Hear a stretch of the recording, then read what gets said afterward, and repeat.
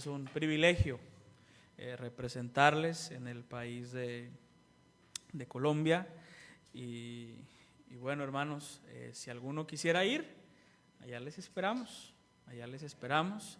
allá le prometemos dónde quedarse, dónde comer y mucho trabajo, sí, vamos a necesitar músicos, vamos a necesitar ganadores de almas, maestros, gente que predique para yo no cansarme tanto. Entonces no se crean hermanos. Vamos a la Biblia, por favor, Actos capítulo 4 y por favor, hermano, ponga atención, no porque yo sea el que predique, sino porque es, hermano, la voz de Dios la que queremos escuchar en esta tarde. Y hermano, permítame decirle algo con mucho respeto. Cuando llegué y entré aquí a la puerta del templo, comencé a ver los reportes, ahí las cartas que tienen de los misioneros, y luego vi aquí el mural, misiones, es el palpitar de la iglesia, y luego vi aquí el púlpito, el versículo que tienen, y hermano, uno pudiera, verdad, decir, es una iglesia misionera. Pero hermano, hemos estado en iglesias que tienen todos esos adornos y no hay un palpitar por la obra misionera, hermanos, pero aquí con ustedes lo hemos podido ver. Y sigan adelante, hermanos, sigan así, con ese amor, con ese fervor por la obra misionera. Hermano, la verdad es que estamos en deuda, primeramente con nuestro Señor, ¿verdad? Porque Él fue el que se entregó por nosotros en la cruz del Calvario.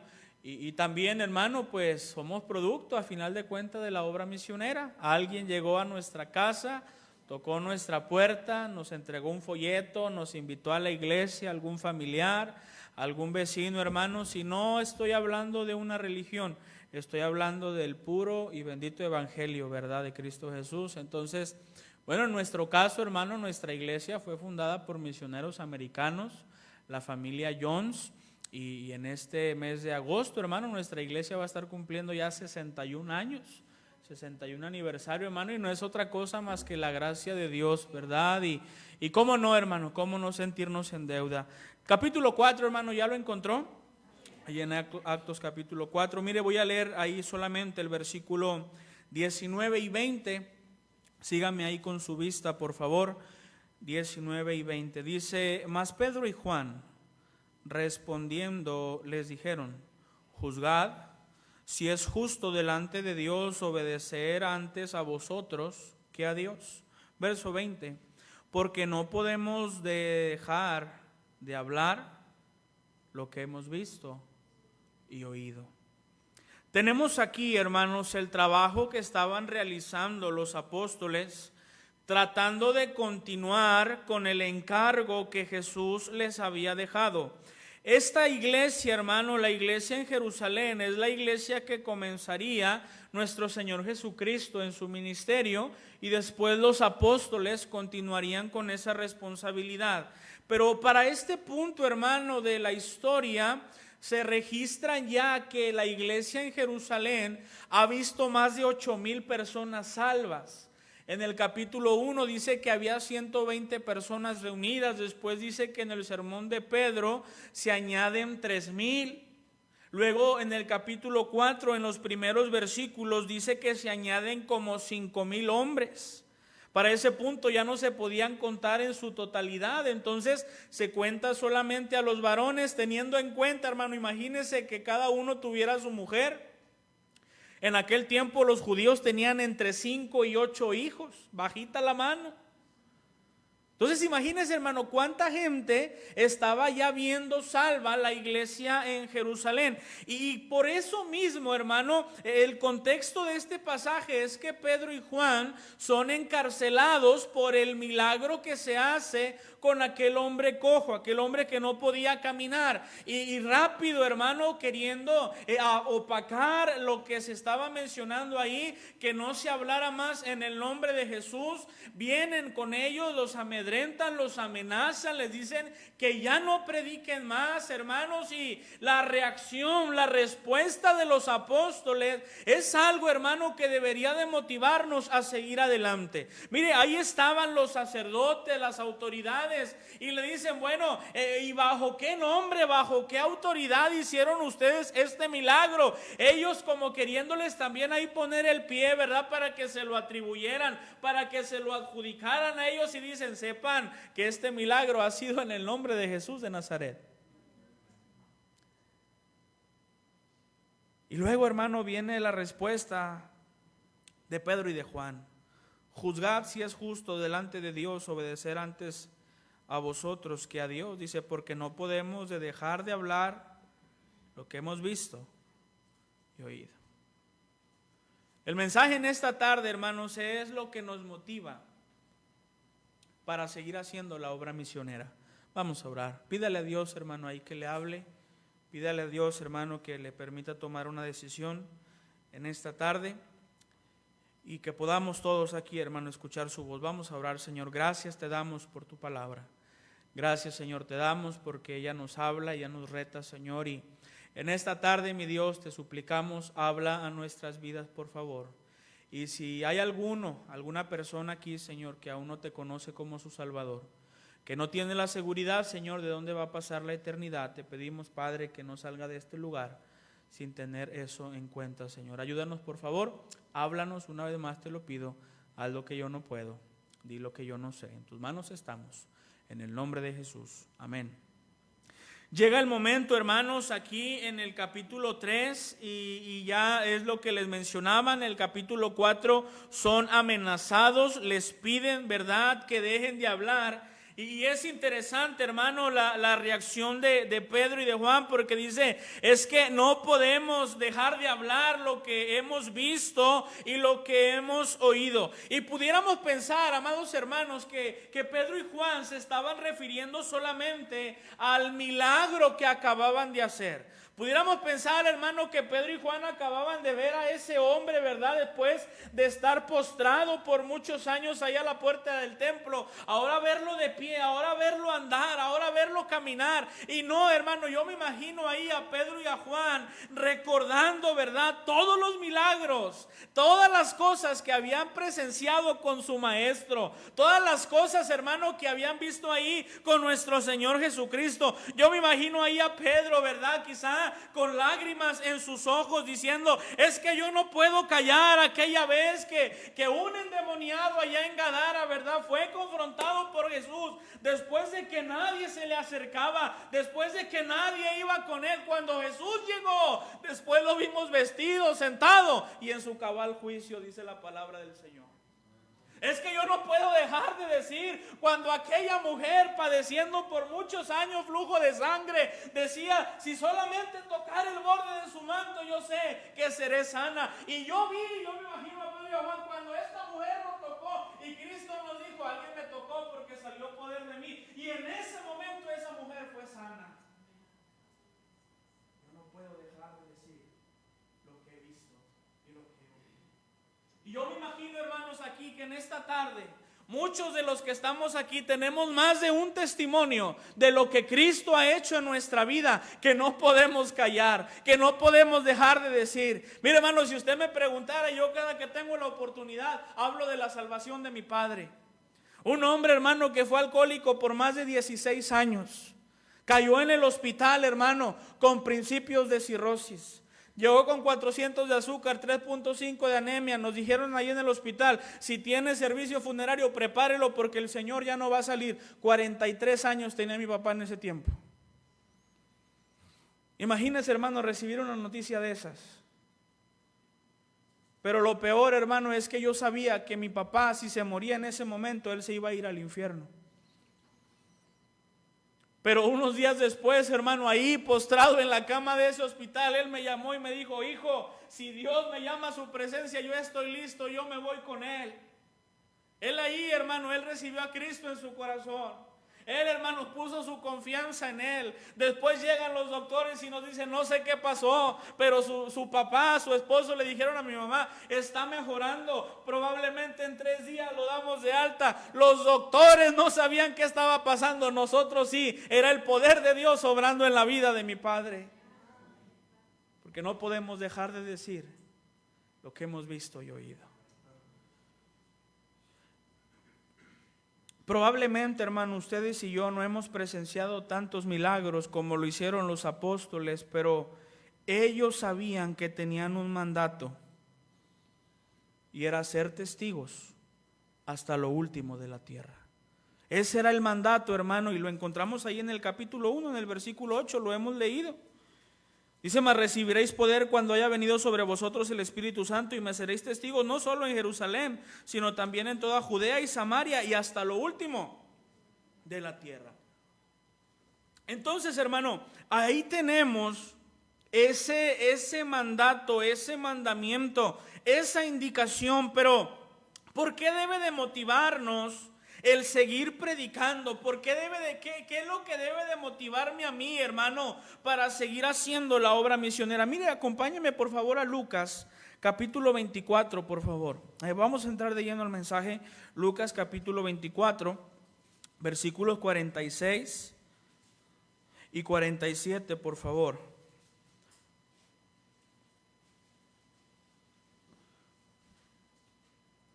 Dice, y les dijo, ¿ya llegaron ahí, hermano? Lucas 24, 46, y les dijo, así está escrito, y así fue menester que el Cristo padeciese y resucitase de los muertos al tercer día, y que se predicase en su nombre arrepentimiento y remisión de pecados a todas las naciones, comenzando de Jerusalén. Mira, hermano, cómo se conectan estas dos frases. Cristo dice, fue menester. O sea, sobre las necesidades, esto es menester. Que Cristo resucitara, sí, pero también que su nombre se predicase, ¿dónde? En todas las naciones. Entonces, hermano, lo primero que tiene que motivarnos a usted y a mí para hacer la obra misionera es el mandato. Hay un mandato. Hay una orden. En este punto, hermano, Cristo ya no estaba con los discípulos y ellos estaban ahí confundidos, tristes, pensando en volver a sus antiguos oficios. Pedro, ¿verdad? Dijo, yo voy a pescar. No sabían qué hacer, hermano, y tiene que volver Cristo. Allá en Mateo 28, no lo busque, pero Él llega, ¿verdad? Presentándose, diciéndoles que Él tiene todo poder, que Él tiene toda potestad en el cielo y en la tierra, hermano. Entonces, desde ahí para que los discípulos reaccionaran, despertaran. Ahora, hermano, que se predique el nombre de Jesús en todas las naciones. Y Él les dice, y ustedes son testigos de estas cosas. En pocas palabras, ustedes son los responsables de hacerlo. No lo va a hacer nadie más. La indicación, hermano, es para la iglesia. No nada más es para el pastor. No nada más es para el misionero, para el evangelista, hermano. Todos aquí, los que somos salvos, los que somos hijos de Dios, tenemos la responsabilidad de hacer algo, hermano, para que el evangelio llegue hasta lo último de la tierra. Y a pesar, hermano, si usted lo busca, allá en Mateo 28, 19, ahí va a encontrar la gran comisión. Marcos 16, 15, ahí está la gran comisión. Lucas 4, 43, Lucas 24, 45, ahí donde leímos. Juan 20, 21, Cristo dice, así como el Padre me envió, yo también los envío a ustedes. Hermano, ahí está la gran comisión en los evangelios. Después ahí, hermano, donde lo leímos ahorita. Y hay muchos de nosotros, hermano, que todavía no entendemos que esto de llevar el evangelio hasta lo último de la tierra viene de Dios.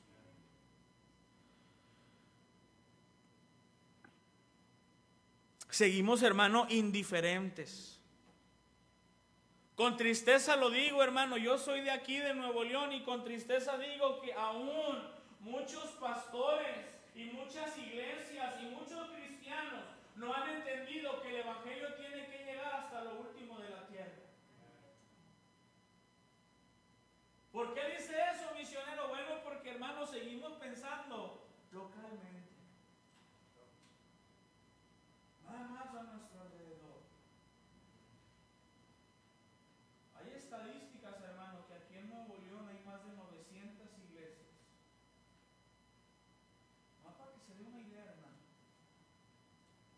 Colombia no hay ni 50. Y aquí en Nuevo León, hermano, más de 900 iglesias. ¿Qué nos está hablando esto, hermano? Bueno, que hubo un momento en que sí entendimos la responsabilidad de llegar, hermano, a nuestra localidad. Pero ¿sabe? Eso también lo hizo la iglesia en Jerusalén. La iglesia en Jerusalén alcanzó todo Jerusalén, no salió de Jerusalén. ¿Qué sucedió? Viene la persecución, capítulo 8. Y salen a Samaria y a Judea. Dijo Dios, ¿no entienden por las buenas? Bueno, ahí les va por las malas, porque hermano, la obra de Dios se tiene que hacer. Y es bien triste, hermano, que Dios ha llamado a ciertas personas a entregarle su vida, tal vez para ser un misionero, tal vez para ser un pastor, tal vez para ser un ganador de almas fiel, hermano, y nos rehusamos. ¿Qué quiere decir eso? Que no hemos entendido el mandato de Dios.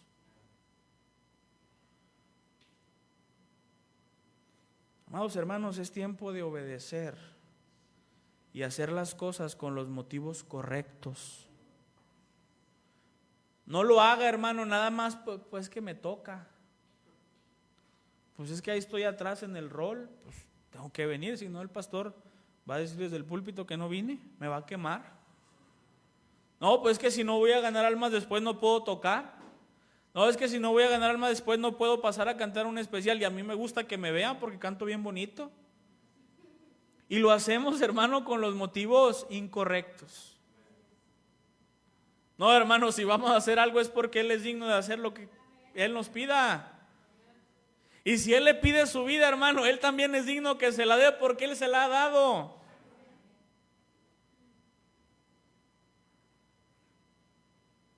Es tiempo, hermano, de servir al Señor con un corazón limpio, con un corazón lleno de gratitud, por obediencia, hermano, y no por rutina. Mire, un peligro que corremos los cristianos que tenemos ya años en la iglesia es hacer las cosas por rutina. Tenga cuidado, hermano, cómo está sirviendo a su Dios. Tenga cuidado, hermano, con qué motivación, con qué actitud lo hace. Pues sí, pues tengo que venir. ¿Usted cree que Dios se va a agradar con una actitud? No, hermano. Si Pedro y Juan dijeron es necesario obedecer a Dios antes que a ustedes, es porque ellos sabían cuál era su motivación. Cristo nos dejó un encargo. Anhelamos, hermano. ¿Cuántos anhelamos que Cristo venga por nosotros? Bueno, voy a creer que sí. La pregunta es, hermano, ¿ya estamos listos para que Cristo venga por nosotros? Pudiéramos decir, Señor, el trabajo ya está completado. Señor, hemos terminado la gran comisión. Ya, Señor, todo el mundo sabe de ti. ¿Pudiéramos decir eso, hermano? ¿Cuál es el problema? Que no hemos entendido el mandato. Y si algo debe de motivarme a hacer la obra misionera, es que Dios me lo ha mandado. Número 2, hermano, mire Mateo capítulo 28, por favor. El pastor ahorita dijo que no mencioné que Monse es mi hermana.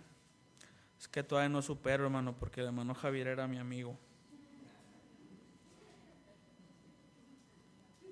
Eso no se le hace a los amigos, pastor. Y luego todavía me dice, recomiéndame, pastor. Te voy a recomendar nada. Pero no le digan, hermano, les lo estoy diciendo en confianza. Dice el versículo 19. Por tanto, id e enseñad a todas las naciones, bautizándoles en el nombre del Padre y del Hijo y del Espíritu Santo. Mire el verso 20. Enseñándoles que guarden todas las cosas que os he mandado. Lea conmigo la última parte. Y he aquí, yo estoy con vosotros todos los días hasta el fin del mundo. Amén.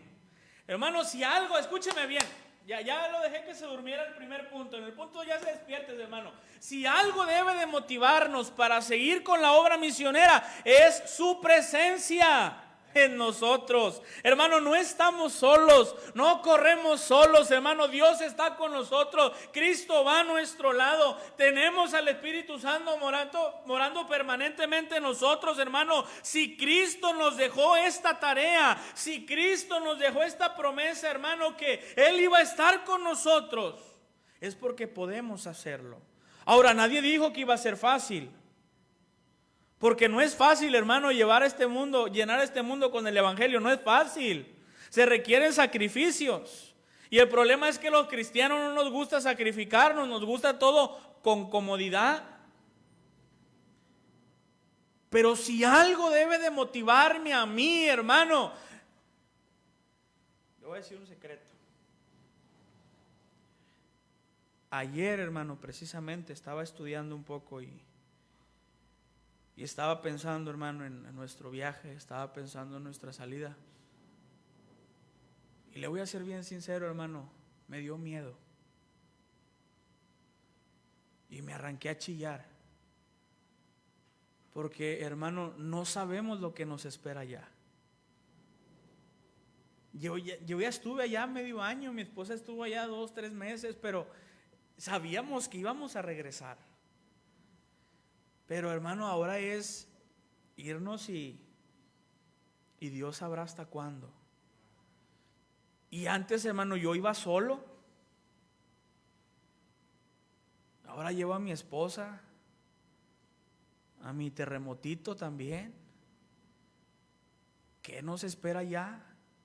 Hermano, me emociona lo que el Señor nos tenga preparado ya, porque yo no sé. Pero viene la incertidumbre, hermano.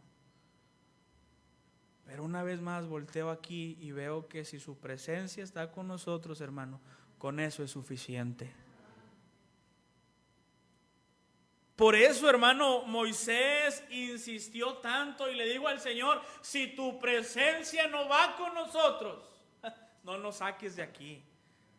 Si tú no vas conmigo, Señor, yo no me muevo. Si tú no vas conmigo, Señor, yo no hago nada. Y, hermano, qué bendición sería que cada uno de los que estamos aquí, hermano, pudiéramos asegurar la presencia de Dios en cada cosa que hagamos. Si vamos a salir a tocar puertas, hermano, Señor, ve con nosotros porque te necesitamos. Hermano, no se siente el más capaz. No se, a mí me cae bien mal, hermano, el cristiano que dice: no, pastor, ese es difícil, ese échemelo a mí. ¿Y el Espíritu Santo? ¿Y la obra de Dios? Empezamos a confiar más, hermano, en quién soy, en lo que tengo, en lo que sé. Y, hermano, comenzamos a servir a Dios en la carne, en lugar de confiar en su presencia. Eso pasó con Sansón, hermanos. Eso pasó con Sansón. Él dijo: no, esta vez Dios me va a librar como las otras ocasiones. Y no se dio cuenta que la presencia, mire lo que dice, bien tremendo que dice la palabra de Dios, que la presencia de Dios ya no estaba con Sansón. Por eso, hermano, nos desanimamos luego. Por eso, hermano, cuando hacemos el compromiso con la obra misionera, en mi promesa de fe, hermano, los primeros meses con todo, pero luego vienen los problemas y luego comienza a faltar y empezamos, hermano, a quitar nuestros ojos del Señor, empezamos a poner la vista en los problemas, hermano, y ahí es donde batallamos. ¿Por qué, hermano? Porque dejamos de buscar su presencia.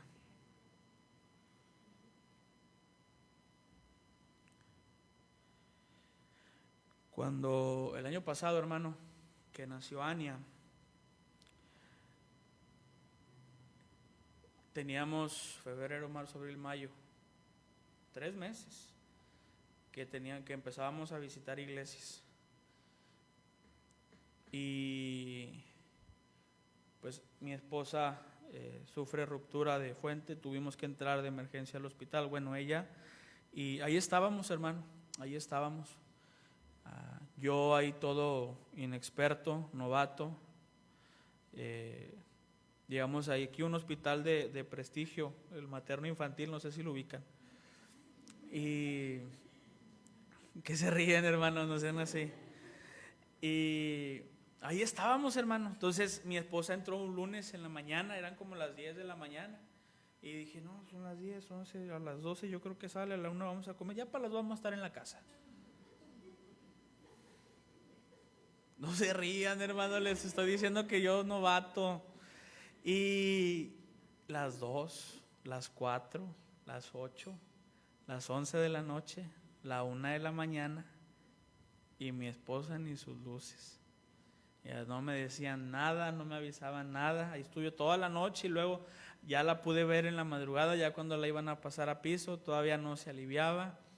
Pero hermano, ahí estuve, fueron 2 días seguidos y al día siguiente, hermano, que yo regreso a la casa, cargado, preocupado, no sabía si mi niña iba a nacer bien, si se iba a lograr, si mi esposa iba a salir. Hermano, meses atrás, semanas atrás, mi esposa había escrito ahí en la pared en grande, en pintura, Salmo 145, 18, cercano está Jehová a todos los que le invocan. Y ahí estaba, hermanos, ese versículo cada que salíamos, Señor, ayúdanos. Pero esa noche, hermano, que yo regresé a la casa,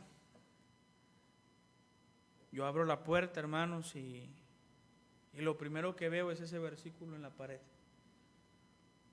Me impresionó tanto, hermano, que llegué solo a la casa, sin mi esposa.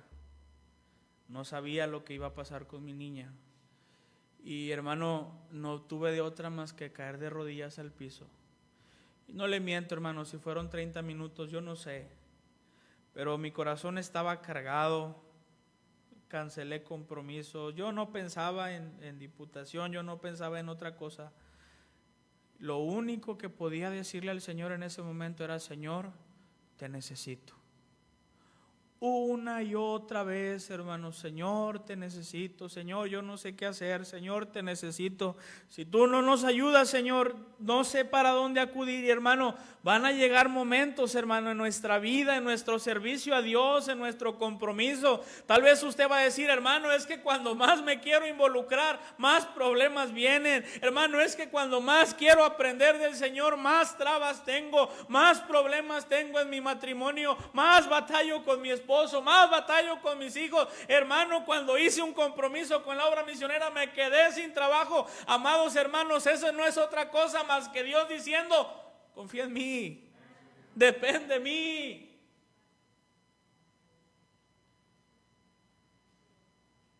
Hermano, es que su presencia es suficiente.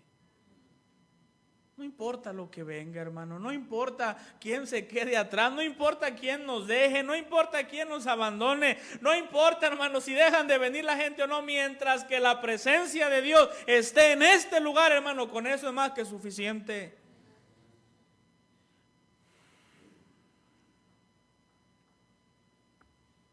Pero ¿qué pasa, hermano, cuando no buscamos la presencia de Dios? En primer lugar, hermano, obreros ya no se van a levantar porque no les interesa. Y después, hermano, la iglesia se va a enfriar.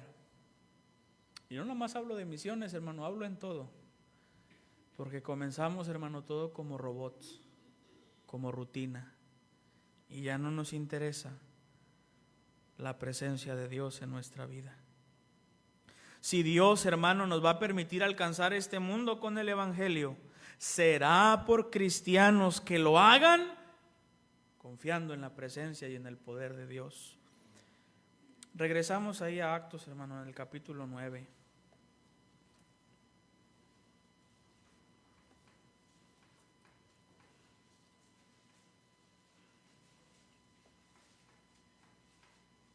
Versículo 6. Y él, temblando y temeroso, dijo: Señor, ¿qué quieres que yo haga? Y el Señor le dijo: levántate y entra en la ciudad. Te será dicho lo que debes hacer. ¿Qué más debe de motivarnos, hermano, para seguir haciendo la obra misionera? Número 1, el mandato. Número 2, su presencia en nosotros. Pero número 3, hermano, debe de motivarnos el canal, el medio que Dios quiere usar.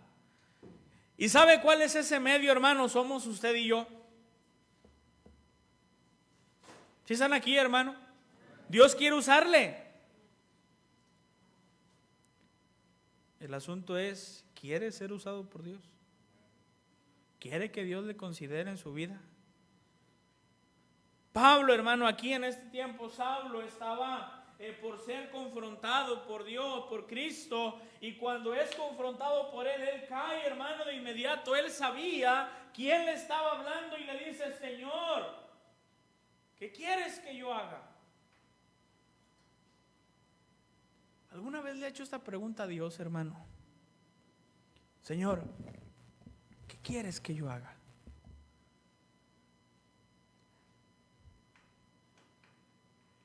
Eso habla, hermano, de una voluntad rendida al Señor. Estábamos allá en la misión, hermano, donde colaborábamos y estábamos estudiando el libro de Hechos. Y entre semana, pues, allá en Salinas, no sé si aquí también, va poquita gente. Dicen que esa es una enfermedad muy común en las iglesias, ¿verdad? Entre semana, los que aman al Señor, ¿verdad? Ahí están. Y llegamos a este pasaje. Y les dije: hermanos, ¿alguna vez le han hecho esta pregunta a Dios? Y uno de los varones, bigotón, dijo: me da miedo. Y según él, lo dijo bien bajito, hermano, pero cuando uno es metiche, no, hombre, todo oye. Y lo escuché. Y hermano, el hermano fue sincero. Él dijo: yo no le pregunto eso a Dios porque me da miedo. Meses después, me dice el pastor, dice: oye, ora por el hermano tal. No le voy a decir quién porque qué tal si lo conoce. Dice: me está diciendo que el Señor lo llamó, pero tiene miedo. Le digo: bueno, eso quiere decir que le preguntó a Dios: ¿qué quieres que yo haga? ¿Y qué cree, hermano? Dios le contestó. Hermano, porque el Señor contesta. Porque el Señor le quiere usar. El asunto es, hermano, que a veces no nos mostramos dispuestos. El asunto es, hermano, que no mostramos ni poquita voluntad, ni poquita iniciativa para hacer algo por Dios, hermano. Él quiere usarnos. Ahora, ¿por qué no nos involucramos? Bueno, hermano, porque siempre tenemos una excusa para todo. No, hermano, ¿y por qué no viene al evangelismo? No, es que no sé. No sé. Los primeros días se la valgo. Pero hermano, 10 años y todavía no sabe mostrar el plan de salvación. 5 años, hermano, y todavía no sabe cómo decirle a una persona el camino romano. Cuando mi papá salió del hospital, a los pocos días, estábamos en la mesa y me dice: oye, hijo, le testifiqué a un compañero. ¿Qué? Sí, le testificó a un compañero. ¿Y qué le dijiste? Pues le dije que si no aceptaba a Cristo se iba a ir al infierno. Ok, y luego, no, pues es que yo me memoricé el versículo que dice: cree en el Señor Jesucristo y serás salvo tú y tu casa. Y luego, pues él como que entendió. Y luego yo le conté que yo antes era borracho, que yo siempre andaba peleándome ahí, que decía maldiciones, que ya casi me iba a morir, pero acepté a Cristo en mi corazón y Él me sacó del hospital y ahora ya no tomo. Y ya, y luego, pues le dije que si quería aceptar a Cristo, que hiciera una oración. Y lo hice ahí, que cerrara los ojos. Estábamos en medio de las máquinas y ahí cerró sus ojos y él le pidió a Cristo que entrara en su corazón. Y luego le pregunté y él estaba seguro de ir con Dios. 10 días tenía mi papá que había sido salvo. Y el Señor le permitió guiar un alma a él. Ya si la otra persona no sé cómo haya hecho la decisión, pero al menos él lo intentó. Oiga, yo no dudo que Dios haya usado a mi papá. Él ahí estaba puesto. El asunto es, hermano, que nosotros no tenemos ni tantita disposición. Cuando Cristo les dice a sus discípulos: rueguen al Señor de la mies que envíe obreros a su mies, Era una petición con jiribilla. Casi la más le faltó decir, oren para que Dios los llame. Oren para que Dios les dirija a dónde se van a ir. Y ellos ya habían sido elegidos por Cristo, hermano. Ya estaban formados, ya estaban enseñados, ya nada más era para que se fueran. Por eso les dice, alcen sus ojos, miren los campos, que ya están blancos para la siega, ya están listos para ser cosechados. Hermano, la verdad es que el trabajo se necesita hacer, y si la iglesia no lo hace, hermano, nadie más lo va a hacer. La excusa que quiera, hermano. Otro problema por lo cual no nos involucramos es que somos bien indiferentes.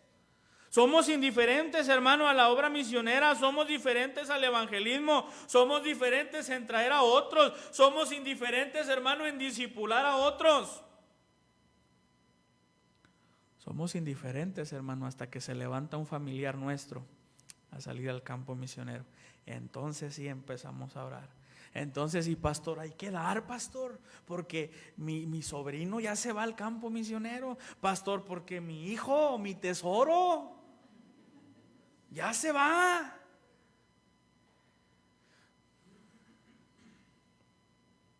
Y es entonces, hermano, cuando empezamos a involucrar. Mientras no nos interesa, mientras no nos importa. ¿Sabe por qué otra cosa no nos involucramos, hermano, en el servicio? Porque no oramos. No oramos. Cuando usted ora por su iglesia, hermano, se va a interesar por la iglesia. Cuando usted ora por su pastor, hermano, se va a interesar por su pastor. Lo va a invitar a una carnita asada cada 15 días de perdido. Pastor, véngase. Se ve muy delgado, pastor, véngase. Cuando usted se preocupa por un misionero, hermano, y ora por un misionero, se va a interesar en cómo está su familia, cómo está el ministerio, qué le falta. A lo mejor no para darle, hermano, pero para estar con él en oración, porque tiene el interés. Cuando usted estaba interesado, hermano, en su esposa, la buscaba. El chocolatito, la florecita, el detallito, ya nada más se casó y se acabó el amor. ¿Qué está pasando, hermano? Mi esposa escribió eso aquí.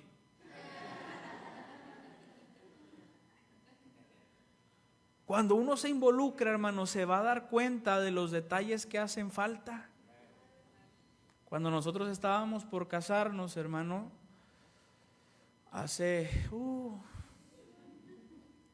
fue el 10 de marzo del 2023, tiene poquito. Y yo le pedí a Dios, hermano, que una semana antes de la boda ya pudiéramos tener todo cubierto. Y me dice mi esposa, dice, ya nomás nos faltan unos detallitos.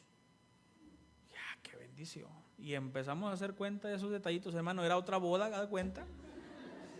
Pero no fue hasta que le pusimos atención a eso cuando nos dimos cuenta todo lo que faltaba, hermano. Y luego está la otra persona que se da cuenta de muchas cosas, nada más señala, nada más critica y no hace nada al respecto, hermano. Eso no lo necesitamos. Necesitamos gente, hermano, que vea la necesidad y que con la compasión y el amor de Cristo, hermano, hagan algo al respecto.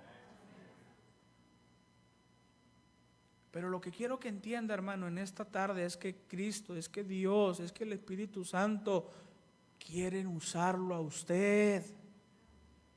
Hermano, el hecho de que yo vaya a Colombia, el hecho de que aquí esté el pastor, hermano, no quiere decir que seamos mejores que ustedes.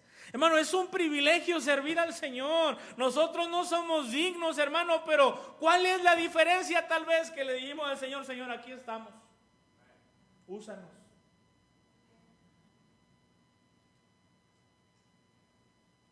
Tal vez esa es la única diferencia, hermanos.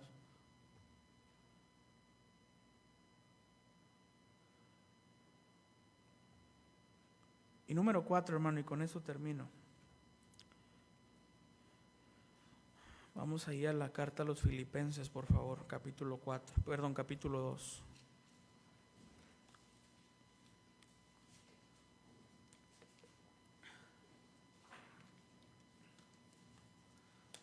Pastor, ¿tienen el dato de a cuántos misioneros apoyan? Un estimado, no tiene que decirme si un número. 30. Hermanos, no me respondan. ¿Alguno de ustedes pudiera decirme el nombre o el apellido de 10 familias de los misioneros que ustedes como iglesia apoyan?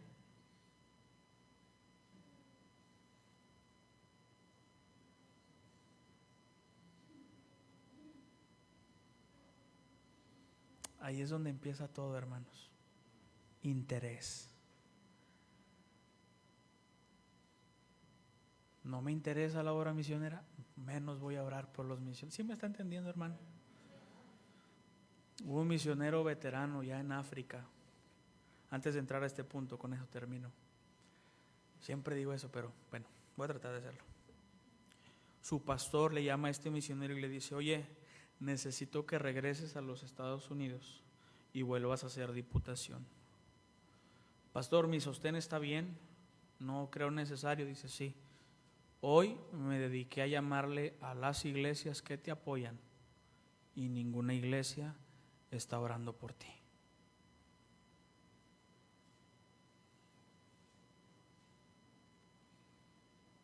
Porque muchas veces, hermano, decimos: aquí están mis 50 pesos, aquí están mis 100 pesos, pastor, ya no me pida más. Es lo que hacemos, hermano. Y creemos que eso ya es la gran obra. Espero que esto lo pueda motivar un poquito más. Mire versículo 9 del capítulo 2 ahí en Filipenses. Dice: y por lo cual Dios también le ensalzó soberanamente y le dio un nombre que es sobre todo nombre, para que al nombre de Jesús toda rodilla se doble, de los que están en el cielo y en la tierra y debajo de la tierra, y que toda lengua confiese que Jesucristo es el Señor, para la gloria de Dios Padre. La cuarta cosa, hermano, y última que debería de motivarnos para la obra misionera es el resultado, hermano, de misiones. Es lo que va a suceder, hermano, cuando usted y yo estamos involucrados. Había un problema, el pecado y la paga del pecado, la consecuencia. Dice la Biblia, ¿verdad?, que la paga del pecado es la muerte. Y para eso, hermano, tenía que venir ese Cordero de Dios sin mancha para que quitara el pecado del mundo, de toda persona. Esto quiere decir, hermano, que el problema del pecado ya fue resuelto y fue Cristo Jesús. Y eso, hermano, Cristo es el único que puede cambiar el destino eterno de una persona que con fe y con confianza, hermano, le entrega su corazón al Señor para salvación. De tal forma, hermano, que ahora su destino ya no es el infierno, sino que su destino eterno es la gloria con Dios.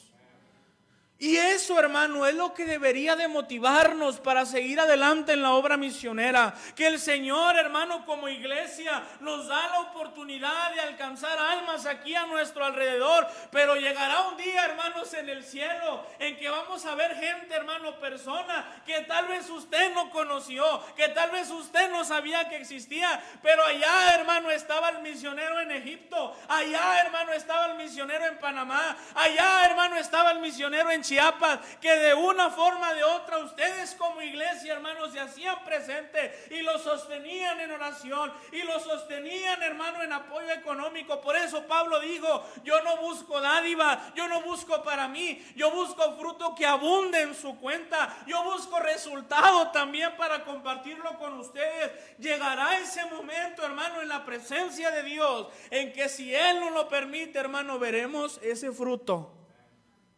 abundando a nuestra cuenta. Pero eso no va a suceder, amada iglesia, si no hacemos lo que debemos hacer.